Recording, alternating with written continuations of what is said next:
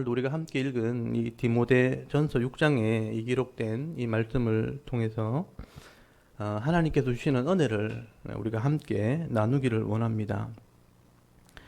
여러분, 우리가 함께 읽었던 이 디모데전서 6장은 사도 바울이 이 디모데에게 보내는 편지를 이제 마무리하면서 교회의 지도자가 되는 이 디모데에게 여러 가지 권면의 말씀, 반드시 알아야 될 말씀들을 기록을 하고 있습니다.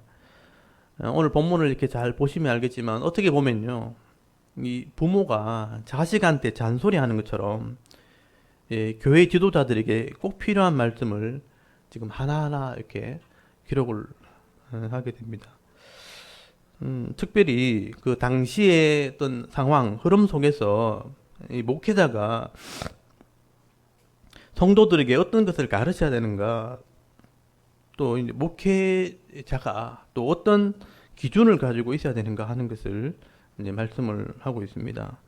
그래서 우리가 먼저 거기 6장 1절에서 2절까지 말씀을 잘 보시면요, 신앙생활하는 그 당시의 종들, 노예들에게 이 말씀을 기록을 하게 됩니다. 다른 사람의 집에 종이 된 사람들,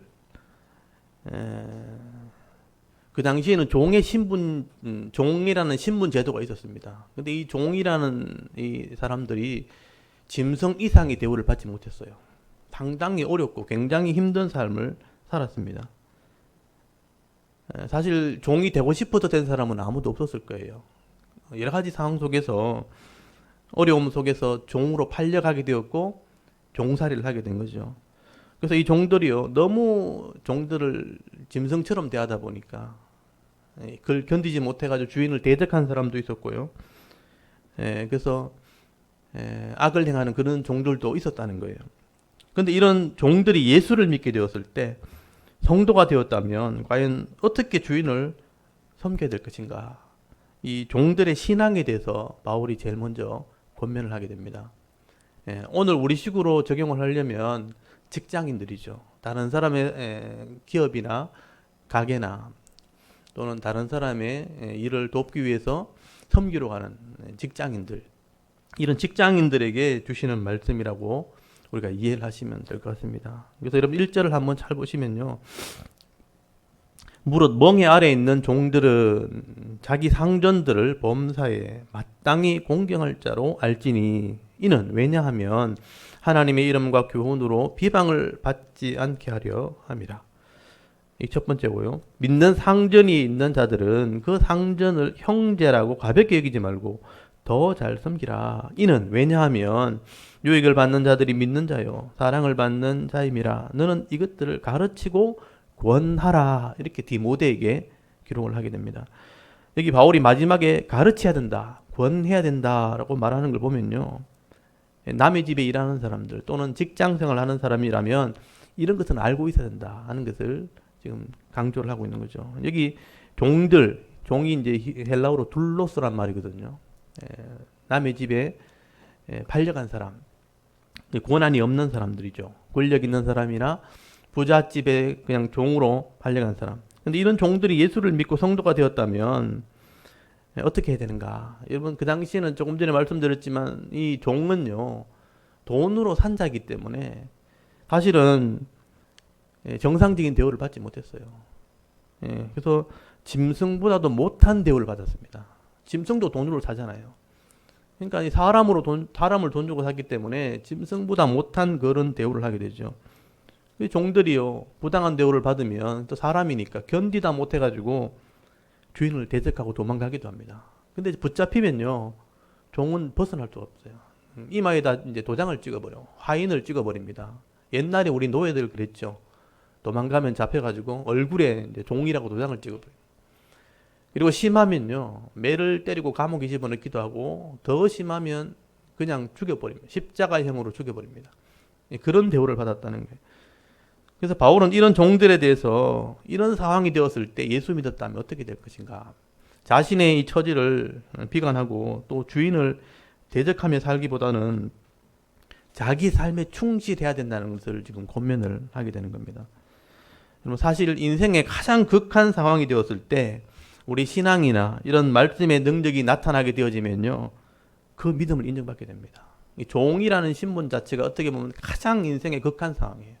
그런 상황에서 믿음을 가졌을 때 믿음이 나타나면, 또 말씀의 능력이 나타나면 그때 인정을 받게 된다는 거예요. 그런데 여러분, 이 종들이 예수를 믿게 됐는데 다른 종들하고 똑같이 분을 내고 화를 내고 대적을 하고 그렇게 악을 행하게 된다면 결국은 이 주인이요, 종을 욕하는 게 아니고 종이 믿는 하나님을 욕하게 됩니다. 예수 믿는다더니, 또는 종이 깨달았다고 하는 말씀이 아무것도 아니네 그러면 말씀을 욕하게 된다는 거예요. 그래서 바울이요, 하나님을 믿고 하나님을 믿는 이런 성도가 되었다면 비록 종이 되었다 할지라도 그 말씀의 능력을 경험하고 또 그 말씀대로 살게 될 때, 야, 진짜 하나님 믿는 종은 다르구나, 또는 하나님 말씀으로 사람이 이렇게 변화되는구나 하는 것들 인정하게 된다는 거예요.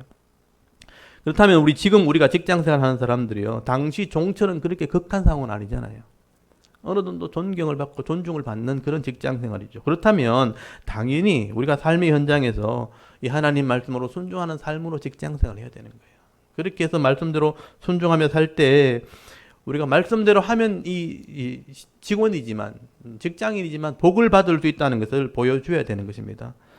여러분, 성경을 보면요, 대표적으로 종으로 팔렸는데 그 믿음을 보여주는 그런 사람이 있죠. 여러분, 종으로 팔렸는데 인정받은 사람 하면 딱 기억나는 사람 있습니까? 요셉입니다. 요셉 다 아시죠? 창세기 보시면요, 요셉이 형의 미움을 받아가지고 정직하게 했다는 것 때문에 종으로 팔리잖아요. 17살 때. 그 종으로 팔려가가지고 보디발이라는 사람, 애굽의 그 왕의 장관 밑에 종으로 팔려갑니다.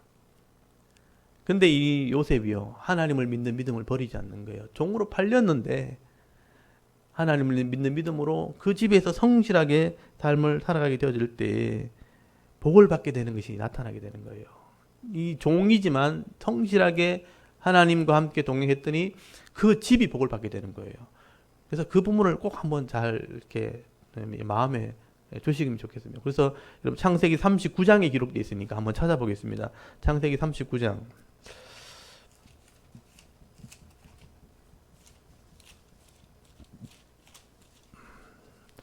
창세기 39장 2절부터 5절까지 보시면 종으로 팔렸는데 요셉이 이렇게 했다라고 기록되어 있어요. 그럼 39장입니다. 구약성경 61페이지 창세기 39장 2절에서 5절까지만 한번 읽어볼게요. 요셉이 어떻게 하니까 하나님이 은혜를 베풀었는가. 2절부터 읽어보겠습니다. 시작. 여호와께서 요셉과 함께 하심으로 그가 형통한 자가 되어 그의 주인 애굽 사람의 집에 있으니 그의 주인이 여호와께서 그와 함께 하심을 보며 또 여호와께서 그의 범사에 형통하게 하심을 보았더라. 요셉이 그의 주인에게 은혜를 입어 섬김에 그가 요셉을 가정 총무로 삼고 자기의 소유를 다 그의 손에 위탁하니 그가 요셉에게 자기의 집과 그의 모든 소유물을 주관하게 한 때부터 여호와께서 요셉을 위하여 그 애굽 사람의 집에 복을 내리심으로 여호와의 복이 그의 집과 밭에 있는 모든 소유에 미친지라. 아멘.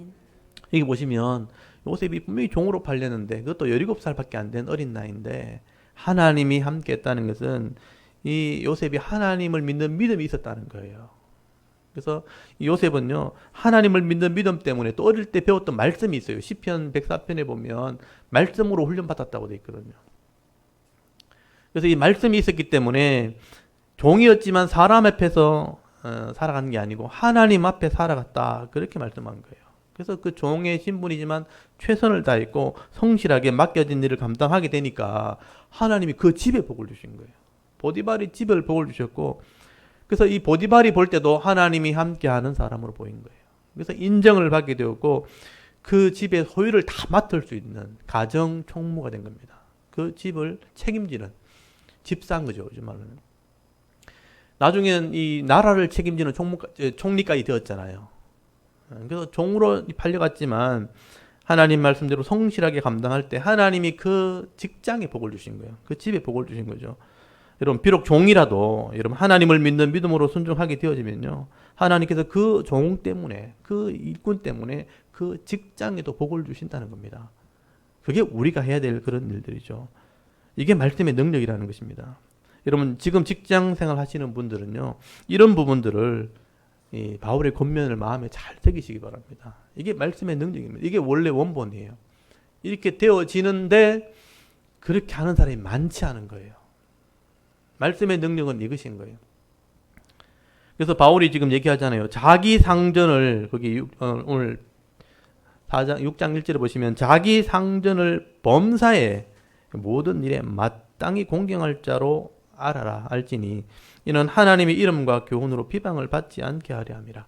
하나님의 교훈 또는 하나님의 이름이 비방받지 않는다는 건 무슨 말이냐면 욕먹지 않게 해라 이 말이에요. 하나님 믿는 것이 이런 것이다, 말씀대로 사는 것이 이런 것이다 하는 것을 보여줘야 되는데 그렇게 하지 않으면 하나님의 이름이 욕을 먹는 거예요. 또 말씀이 욕을 먹게 된다고 말씀하는 것이죠. 여러분 이 말씀들을 여러분 마음에 잘 새기시기 바랍니다. 저도 이제 직장 생활을 해봤기 때문에 그래서 저도 이제 고등학교를 졸업하고 이제 대학 진학이 안 될 때 가정이 어려우니까 직장 생활을 해야 되는 거예요. 그러니까 그렇게 하면서 하나님을 믿었기 때문에 정말 성실하게 일한 거예요.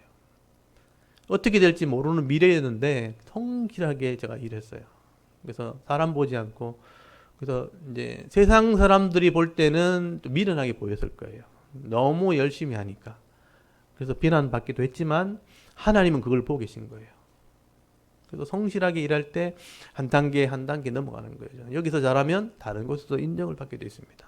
그것이 인정된 것이 쌓이면 그것이 능력이 됩니다, 나중에. 그렇게 해서 하나님이 함께 하심을 체험하게 되는 거죠. 여러분도 이 말씀을, 이게 기준이라는 걸 알고 계세요. 이게 기준이고 이게 말씀의 능력이다. 그렇다면 여러분이 섬기는 직장에서 내 위에 있는 사람이랑 함께 경영하는 사람들을 존중하면서 일하셔야 돼요.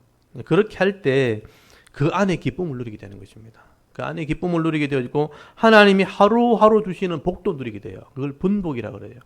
매일의 분복을 누리는 여러분 지혜로운 성도가 다 되실 수 있기를 바랍니다. 그리고 두 번째는 2절에 보시면요, 상전이 하나님을 믿는다 할 때, 그러면 같은 형제라고 가볍게 여기지 말고 더 잘 섬겨야 된다는 말씀을 해요.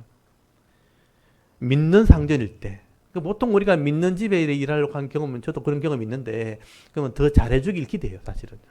내가 잘하려고 하기보다는 예수 믿는 집에서 내가 일하게 되니까 이익을 더 받겠지, 더 잘해주겠지, 이렇게 생각하는 거예요. 근데 오늘 성경은 그렇게 얘기하지 않죠. 먼저 섬기는 자가 된다. 예수님께서 분명히 그렇게 말씀하셨어요. 남에게 대접을 받기 원하면 먼저 남을 대접하는 자가 된다. 이게 성경이에요.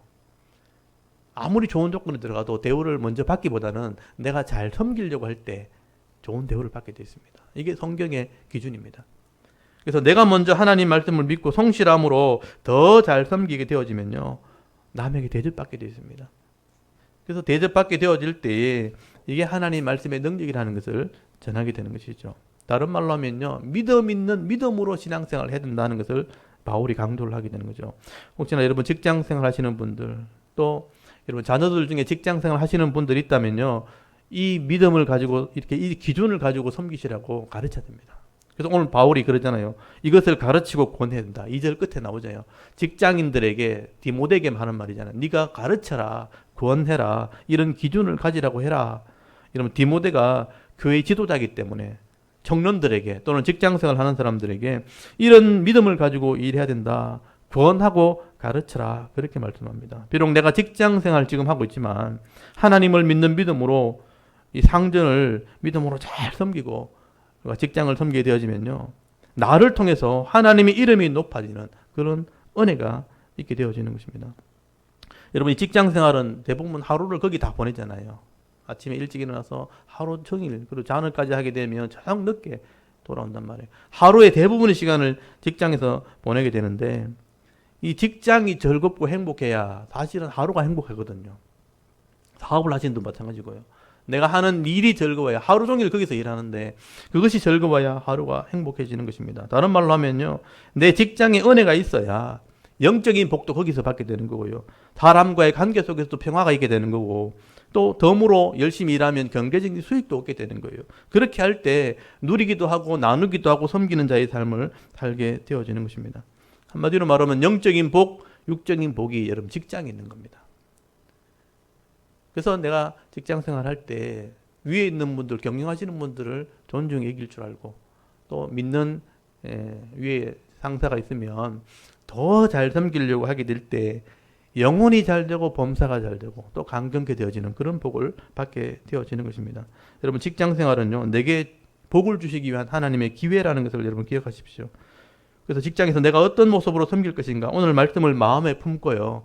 믿음으로 잘 순종할 때 하나님이 주시는 이런 영적인 복과 육적인 복을 받아 누리시면서 정말 이 직장 생활이 행복한 직장 생활이 될 수 있는 그런 성도들이 다 되실 수 있기를 바랍니다. 그리고 여러분 3절을 보시면요. 이제 여기서부터 교회에 대한 말씀을 하게 돼요. 교회가 여러분 하나님 말씀을 제대로 가르치는 사명, 이걸 잊어버리게 되면요. 변질되기 시작하는 겁니다. 그래서 조심하라고 바울이 지금 권면하는 말씀이 3절부터 나옵니다. 여러분 3절부터 5절까지 말씀을 잘 보시면요. 누구든지 다른 교훈을 하며 바른 말, 곧 우리 주 예수 그리스도의 말씀과 경건에 관한 교훈을 따르지 아니하면, 여기 조건이에요. 그는 교만하여 아무것도 알지 못하고 변론과 언쟁을 좋아하는 자니 이로써 투기와 분쟁과 비방과 악한 생각이 나며 마음이 부패하여지고, 두 번째 단락이에요. 진리를 잃어버려 경건을 이익의 방도로 생각하는 자들의 다툼이 일어나느니라 라고 말씀합니다. 이게 한 단락인데 좀 길죠. 이 말씀은요, 교회가 하나님 말씀을 바른 교훈을 가르치지 않게 되어진다면 성도들이라도 교만해지는 거예요. 그리고 분쟁이 일어나게 되어지고 결국 다투게 되는 일들이 일어난다라고 경고를 하고 있는 겁니다. 여러분 바울은요, 지난 선교 여정을 쭉 정리하면서 이런 경험을 많이 하게 된 거예요.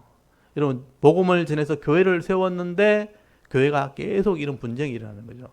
여러분 이 아시아의 갈라디아 교회 할례당에 들어가가지고 구원론을 다 잘못 이렇게 바꿔버렸죠. 행함으로 구원받는다고, 바울이 가짜라고, 말씀을 제대로 모르니까 교회가 이 시험을 받게 되는 거예요. 데살로니가 교회도 종말에 대한 지식을 잘못 가르치니까 일 다 그만둬 버리고 교회에서 문제를 만들고 그런 종말에 대한 잘못된 신앙을 가진 사람이 나온 거예요. 고린도 교회도요, 이단들이, 그러니까 잘못된 거짓 교사들이나 이방 종교가 고린도에 들어가 버리니까 은사가 문제가 됐죠. 혼란이 오게 되니까 교회가 여러 가지 문제를 가지고 다툼을 일으키게 되고, 또 빌립보 교회도 좋은 교회였지만 말씀대로 순종하지 못하니까 결국 시기하고 질투하면서 다툼이 일어나게 되는 것을 보게 됩니다. 이렇게 교회가요, 그 당시에는 구약 성경이거든요. 구약 성경에 주어진 하나님의 법, 율법이라는 거죠. 하나님의 법을 바르게 해석하고 가르치지 않으니까 결국은 이 기준이 없어지는 거죠. 기준. 교회가 기준이 없어지는 겁니다. 그래서 교만하게 자기 주장을 하게 되어지고 또 변론과 언쟁이 그것 때문에 일어나죠. 그래서 오늘 본문을 바울이 하는 얘기는 투기, 분쟁, 비방, 악한 생각이 일어난다. 그래서 마음에 부패한다. 상처를 받게 된다. 그리고 서로 다투고 나눠지는 일들이 일어나게 되는 것이다. 여러분 이 초대교회 이후에 유럽교회, 그리고 영국을 거쳐 미국 교회, 그리고 한국 교회 거쳐오면서 역사를 보면요, 계속 이런 일들이 일어났어요.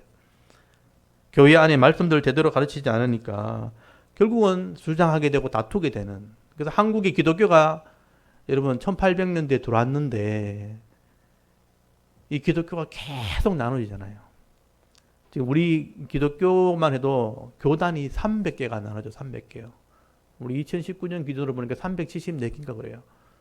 똑같은 말씀을 가지고 신앙생활 하면서 교회를 세웠는데 서로 주장이 다르다고 나눠지기 시작하는 거예요. 다투게 되고 막 300 몇 개가 나눠진 거예요. 예수를 믿고 잘 해보자고 교회를 세웠는데 300개가 넘는 교단으로 지금 갈라진 것이죠. 그러므로 바울이 지금 말하는 핵심이 뭐냐면요, 누구든지 거기 3절 잘 보십시오. 다른 교훈을, 또 바른 말, 또 예수 그리스도의 말씀과 경건에 대한 교훈을 따르지 않으면 이렇게 된다는 거예요. 다른 교훈을 가르치거나 예수님 말씀하신 이 구약에 기록된 말씀 해석을 따르지 않으면 이런 일이 일어나게 된다.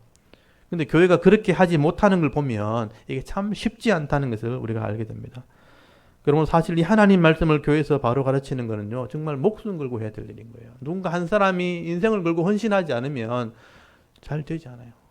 교회가 제가 사역자로 있어 보니까 그런 거예요. 바르게 가르치는 게 정말 쉽지 않다는 겁니다. 여러분, 이 교회가 세상과 구별되어지는 기준이 뭐냐면요. 하나님 나라 법이에요. 하나님 말씀입니다. 하나님께서 처음 이스라엘 백성들에게 죄인들을 불러서 하나님 백성 되기로 언약을 하셨잖아요. 애굽에서 건져내가지고 구원시켜놓고 하나님 법을 가지고 언약했잖아요. 이 말씀대로 살아야 이 땅에서 하나님 나라가 이루어진다. 그게 율법이란 거거든요. 그래서 십계명과 레위기 말씀이라는 겁니다. 그래서 여러분 십계명과 레위기의 핵심이 뭐냐 하면요. 구별되는 거예요. 여러분 레위기의 주제 기억나시죠?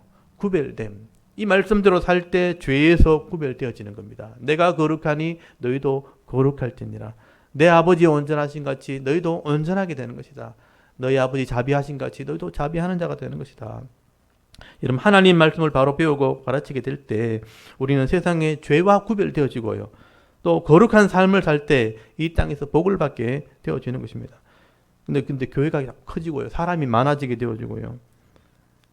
그러니까 사람의 기준을 따라가게 되면 하나님 말씀을 가르치는 것을 멈추고 하나님의 이 말씀에 대한 경건의 훈련을 하지 않게 되어지면 이제 변질되기 시작하는 것입니다. 그래서 오늘 본문의 4절을 보시면 크게 두 가지로 변질되는 거예요. 자기 중심적으로 변하기 때문에 사람들이 교만해진다는 거죠. 그러니까 자기 주장을 하게 되고요. 그래서 변론과 언쟁이 일어나게 됩니다. 그리고 투기, 분쟁, 비방이 일어나게 돼요. 서로 이제 편이 갈리면 언론 언쟁을 하게 되는 겁니다. 그러니까 기준이 없으니까 서로 자기가 옳다는 거죠. 그래서 이 주장이 일어나요. 주장. 언론이 언쟁이 일어나게 되어지고 투기, 분쟁, 또 비방하다가 마음의 상처를 받게 되죠. 그래서 이런 일들이 일어나게 되기 때문에 사람이 많아질수록 여러분 이런 다툼과 분쟁이 자꾸 일어나게 되는 것이죠. 말씀의 기준을 잃게 되어지면 기준이 없어지면 이렇게 되는 겁니다. 그래서 여러분 교회가 하나님 말씀으로 훈련을 받아야 돼요. 그래야 그 말씀 때문에 하나 되는 거예요. 그리고 하는 일도 하나가 되어지는 것이죠. 그리고 이 말씀을 교훈하자면 어떤 일이 일어나는가? 두 번째가 뭐냐면 이 경건 생활하는 이 신앙 생활을 자기 경제적인 유익으로 생각하는 사람이 나오게 됩니다. 여러분 5절 한번 잘 보십시오. 마음에 이렇게 부패가 되어지고 상처가 받아져서 진리를 잃어버리게 되면 말씀을 잃어버리게 되면 경건을 이익의 방보로 생각하는 자들이 다툼이 일어나는 거예요. 서로 막 이렇게 가지려고 하는 일들이 벌어지는 거죠. 여러분 경건, 이 신앙생활을 자기의 이익의 방도로 생각하는 다툼, 그게 일어난다는 거죠. 기준이 없으면 그렇게 되는 거죠. 교회가 자꾸 커지게 되면요, 사람이 많아지면 헌금의 양도 늘어나요. 근데 그 헌금의 양이 늘어나면서 이 물질에 대한 욕심이 자꾸 생기는 거죠. 교회가 그것이 생깁니다. 그래서 경건을 이런 신앙생활을 이익의 도구로 하려고 하는, 자기 이익의 도구로 바꾸려고 하는 사람들이 나오게 되는 거죠. 그런 사람이 다툼이 일어나게 되는 거예요. 결국은 교회가 커지면 돈 문제가 생긴다는 얘기입니다. 그럼 사람이 많이 모이게 되니까 교회 가면 나도 좀 유익을 받을 수 있겠구나 이런 사람이 나온다는 거예요. 신앙생활 하러 온 게 아니고. 그래서 서로 다툼이 일어나는 거죠. 교회도 이 부를 축적하게 되어지면요, 교회가 자산을 이렇게 늘리려고 자꾸 이제 일을 하게 되는 거죠. 우리 교회는 그런 정도는 아니지만 나중에 교회 건물이 생기고 나중에 이제 주차장이 생기고 더 많은 사람이 오게 되면 이제 교회 교육관을 세우려고 하고 하나같이 그런 쪽으로 이렇게 나가는 거죠. 기업을 경영하듯이 그렇게 나가는 것이죠. 왜 교회가 이런 모습으로 자꾸 가는가? 하나님 말씀을 가르치지 않게 되어지면요, 우리 전도를 하잖아요. 총적 전도주일. 여러분 큰 교회 가면 그런 거 많이 해보셨을 거예요. 총전도주일. 1년 전부터 미리 막 해가지고. 저도 그렇게 하면 여러분 막 굉장히 부담될 거예요. 교회도 작은데 전도 대상자 적어내라 그러고 막 그것도 표를 막 이렇게 막 30명씩 적어내라 그러면 부담될 거야 아마. 적어내긴 하는데 날짜를 정해놓고 선물 막 주라 그러고 우리 그렇게 하거든. 총력전지를 하면 몇 주 전부터 선물 막 가지고 편지 써주고 막 이렇게 교회 한번 데리고 와야 된다 그러고 막 데리고 오면 어떻게 하라고 막 이렇게 가르쳐주고 막 그렇게 해보신 분도 있을 거예요 막. 그래서 그게 매년마다 그렇게 해보십시오. 그래서 총력전지 선물 주고 해서 교회에 막 데리고 와요. 그래서 사람들이 많이 와요. 왔는데 그 말씀, 그 사람들을요, 하나님 말씀으로 차근차근 가르치지 않으면요, 그 사람들이 만약에 교회 정착하면 진짜 문제가 됩니다. 신앙은 없는데 그냥 오래 가서 와가지고 사람 따라서 인맥을 따라서 왔는데 하나님 말씀을 가르치지 않고 교회 생활 열심히 한다고 안 빠지고 온다고 직분을 주고 막 이렇게 일을 맡게 되어지면요. 세상적인 관점에서 교회를 바라보는 거예요. 세상에서 하던 방식대로 교회를 운영하려고 하는 거죠. 옛 습관 그대로 있어요. 세상에서 하는 방식 그대로 교회를 경영하려고 하는 일들이 일어나요. 그러니까 다툼이 벌어지는 거죠. 우리 기간이 더 많이 가져야 된다. 우리 기간이 더 필요하다. 그러면서 막 나중에 이제 연말쯤 되면요. 예산 짤 때 막 싸워요. 우리 기간이 더 필요하다 그러고 우리 기간 이거 해야 된다 그러고 그래서 그런 일들은 막 일어나게 되는 거예요. 교회도 마찬가지입니다. 교회가 커지면 이런 일들이 자꾸 일어나게 되는 것이죠.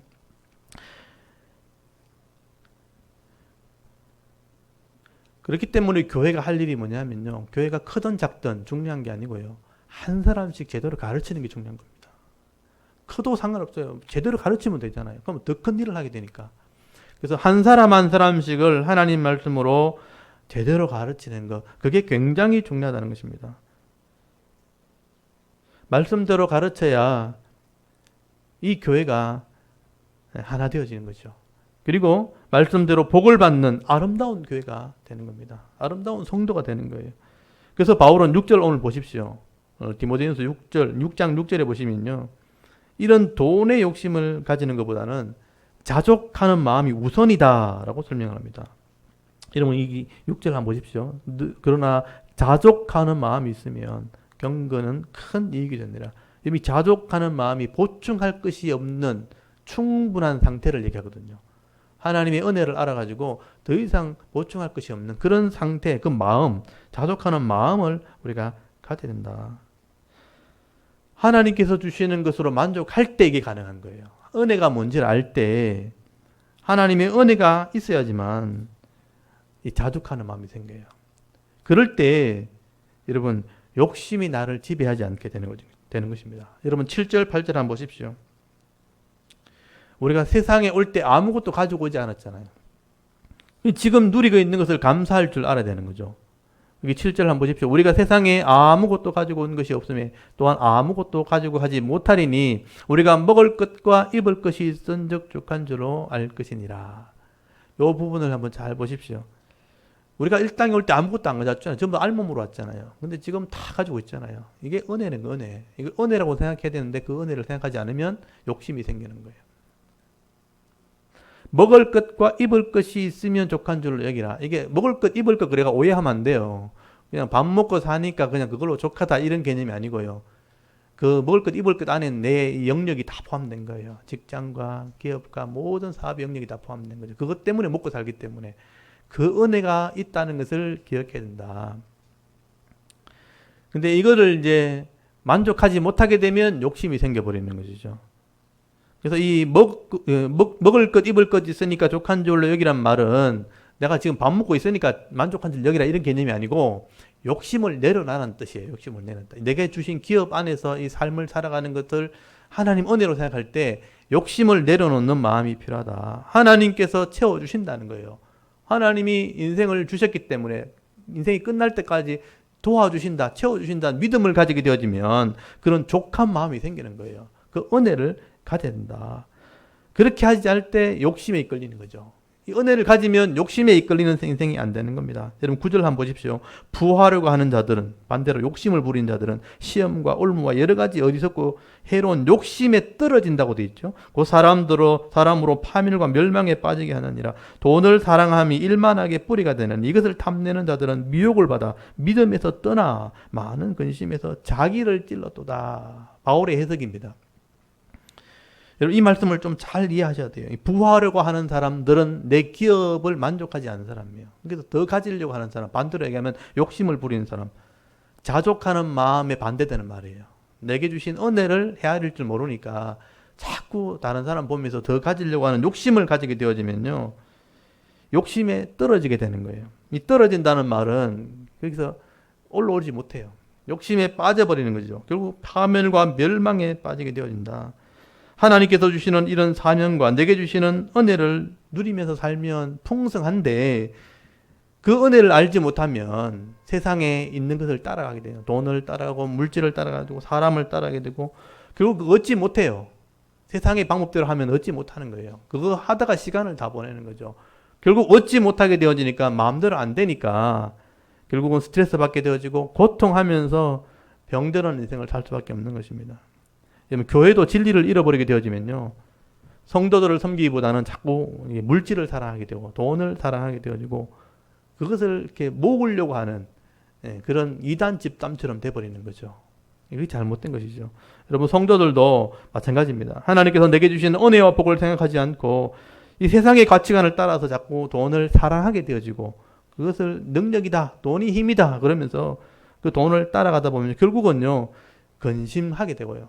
그것이 나를 찌르는 인생이 된다.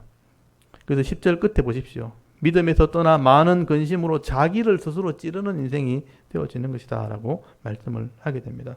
그래서 사도 바울은요, 디모데에게 교회 지도자로서 이것을 권면해라는 겁니다. 이 세상 속에 이것을 하려면 어떻게 되나? 싸워야 되는 거예요. 그래서 믿음의 선한 싸움을 해야 된다라고 바울이 표현을 하게 되는 거죠. 여러분, 여기 12절에 보시면요, 이런 것을 위해서는 싸워야 된다는 표현을 써요. 선한 싸움을 해야 된다. 그럼 너무 애를 써야 된다. 이기려고 애를 써야 된다. 11절 한번 보십시오. 오늘 저와 여러분에게 주신 말씀 11절 12절 말씀 우리 같이 한번 읽어볼까요? 11절 12절 읽습니다. 시작. 오직 너 하나님의 사람아 이것들을 피하고 의와 경건과 믿음과 사랑과 인내와 온유를 따르며 믿음의 선한 싸움을 싸우라. 영생을 취하라. 이를 위하여 네가 부르심을 받았고 많은 증인 앞에서 선한 증언을 하였도다. 아멘. 오직 너 하나님의 사람아. 여러분, 하나님의 사람들이잖아요. 이것을 피하라. 앞에 있는 물질을 피하라. 의와 경건과 믿음과 사랑과 인내와 온유. 딱 생각나는 거 없습니까? 성령의 열매예요. 성령의 은혜로 살아가고 믿음의 선한 싸움을 싸워야 된다. 그래서 영생을 우리가 취하게 되는 것이다. 여러분, 14절 한번 보십시오. 14절에 보면 우리 주 예수 그리스도께서 나타나실 때까지 험도 없고 책망할 것도 없이 이 명령을 지키라. 우리 주 예수 그리스도에 나타나실 때는 주님 오실 때거든요. 종말의 때가 얼마 안 남았어요, 사실은요. 우리가 주님 나라 갈 날도 얼마 안 남았는 거예요. 이 짧은 인생을 살면서 이것을 물질을 따라가다 헛된 인생을 살지 말아라. 여러분, 이 땅이 다가 아니라 하나님 나라에서 주님을 만날 날이 우리가 있기 때문에 지금 이 시간 이 부끄러운 삶을 살아서는 안 된다는 얘기를 하게 되는 것이죠. 그래서 여기 험도 없고 책망받을 것도 없이 이 명령을 좀 지켜야 된다라고 말씀을 하게 되는 겁니다. 그래서 여러분, 오늘 우리 성도들이 이런 믿음을 가지셔야 됩니다. 내가 하나님 말씀으로 족한 줄 알고 살아가야 되는구나. 그리고 욕심에 빠져버리면 스스로 날 찌르는 인생이 되는구나. 이걸 위해 싸워야 되는 거죠. 선한 싸움을 싸우시고요. 이걸 위해서 가는 게 아니고요. 내가 하나님 주신 은혜로 내게 주신 사명 감당하게 되어질 때 이런 문제에서 승리하는 사람이 되어지는 것이죠. 오늘 다른 교회 성도들이 이런 욕심에 이끌려 사는 인생이 아니라 하나님 말씀대로 사명 따라갈 때 승리하는 삶을 살아가는 그런 성도들이 될 수 있기를 바랍니다. 그리고 이러면 17절 이미 부자들은 어떻게 되는가? 마음을 높이지 말고 재물에 마음을 두지 마라. 소망을 두지 말고 하나님께 좀 두어라. 17절 한번 보십시오. 네가 이 세대에 부한 자들을 명하여 마음을 높이지 말고 정함이 없는 재물에 소망을 두지 말고 오직 우리에게 모든 것을 후히 주사 누리게 하시는 하나님께 두며라고 말씀을 합니다. 여러분, 교회를 섬기다 보면 이제 부자들이 있죠, 사실은요. 우리는 그렇게 큰 부자는 없지만 큰 교회 가면 진짜 큰 부자들이 있습니다. 그 부자들 헌금하는 거 보면요, 부러워요, 사실은요. 근데 이제 부자들도 헌금을 많이 하다 보면 조금 마음이 교만해지는 거죠. 내가 그래도 이 교회에 많은 영향력을 차지한다라고 생각하거든요. 그래서 오늘 보면 교만하지 말라는 거죠. 왜냐하면 이 부와 재물은 하나님 주신 거기 때문에. 복을 주신 분이 하나님이에요. 재물을 얻을 능력을 주신 분도 하나님이에요. 그것을 누릴 수 있도록 주신 분도 하나님이라는 것이죠. 그래서 이것을 내 것인 양 이제 해버리면 마음이 자꾸 교만해지는 것입니다.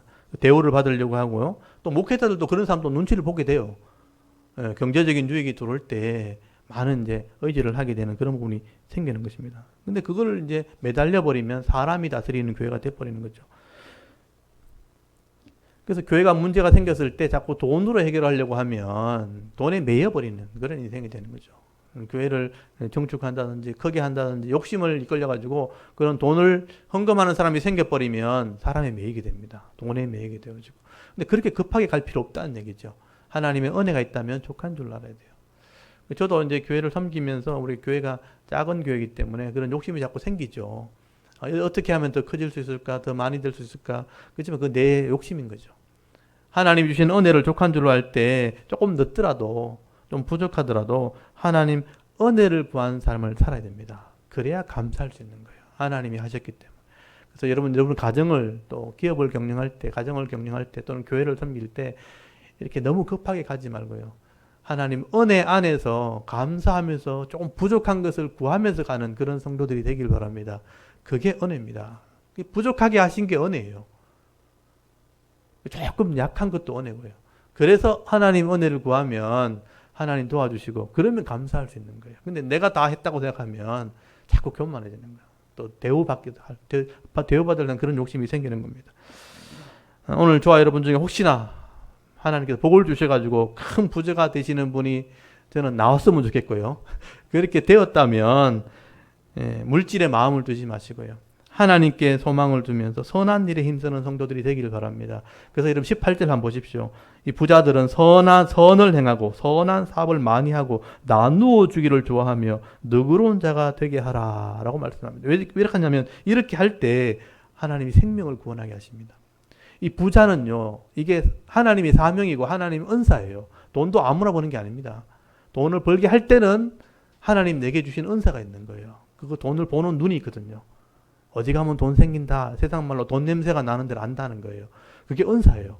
그 은사를 주셔가지고 많이 하나님 주시면 그걸 가지고 선한 일을 해야 돼요. 선한 사업을 하고, 이게 뭐 나오잖아요. 나누어 주기를 좋아하고, 너그러운 자가 될 때, 거기 19절에 나오잖아요. 이것이, 이렇게 하는 것이 장래에 자기를 위해 좋은 터를 쌓아 참된 생명을 취하는 것이라. 참된 생명, 영혼을 구원한다. 영혼을 구원하는 일을 하게 되는 것이죠. 부자가 사명이라는 것을 기억하셔야 돼요. 생명을 얻게 되는 그런 은혜가 있게 됩니다. 성도들에게 물질이 있으면요, 선한 사업, 생명을 살리는 일에 물질을 사용하기 바랍니다. 그렇게 할 때 천하보다 귀한 생명도 얻게 되는 그런 복을 받게 되어지는 겁니다. 그리고 이런 마지막으로 20절 보시면요, 이런 반론을 피해라. 여기 반론이란 말은 반대하는 이야기란 뜻인데요, 기독교의 반대니까 이단들을 말하는 거예요. 기독교의 진리를 반대하는 자들과 이렇게 다투지 말고 네게 부탁한, 너에게 부탁한 것을, 이 진리의 말씀을 지키는 일을 네가 해라고 디모데에게 권면을 하는 겁니다. 여러분 지금 교회도 많은 이단들이 들었죠. 신천지라든지 또 요하의 정인이라든지 영생교라든지 또 뭐 다른 이단들이 많이 들어오게 되는데요.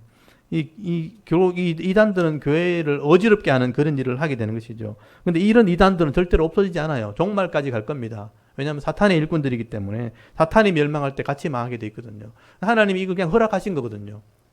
그러니까 교회가 진리를 붙들 수 있도록 자극을 자꾸 주는 게 이단이라는 것입니다.